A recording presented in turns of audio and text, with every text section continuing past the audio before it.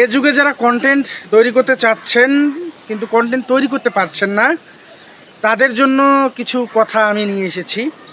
যেমন 2020-এর পরের সময়টা কন্টেন্ট তৈরি করা অনেক সহজ হয়েছে, কিন্তু আমাদের কন্টেন্ট তৈরি করতে গেলে আমাদের আত্মবিশ্বাসের অভাব হয়। তারপর হচ্ছে আইডিয়া সংকট, টেকনিক্যাল সমস্যা, নিয়মিত করার অভাব, কাজ নিয়মিত করতে পারেন না, নেগেটিভ চিন্তা বা ভয়। এই যে নেগেটিভ চিন্তা বা ভয়, কে কি ভাবলো আপনাকে নিয়ে, কে কি চিন্তা করলো, সেটা দেখার কোনো প্রয়োজন নেই। কি বলবে মানুষ, মানুষ অনেক কথাই বলে, ভিউ আসবে না এগুলো বলবে, কিন্তু এইসব নিয়ে আপনাকে আটকে থাকা যাবে না। দ্বিতীয়ত হচ্ছে টেকনিক্যাল সমস্যা, ভিডিও এডিটিং করতে পারেন না, যতটুকু পারেন ততটুকু নিয়েই শুরু করুন।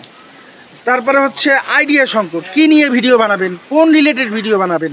আপনার মনে করেন আপনি ইলেকট্রনিক্স ডিভাইস নিয়ে ভিডিও তৈরি করবেন, নাকি সামাজিক গঠনমূলক কোনো কন্টেন্ট তৈরি করবেন, নাকি মোটিভেশন দেবেন, এগুলো আপনার ব্যাপার। এবং আত্মবিশ্বাস, বিশেষ করে যে আত্মবিশ্বাসের অভাবটা, অনেকে মনে করে তাদের কাজ যথেষ্ট পরিমাণ ভালো হয় না বা তাই শুরু করে না।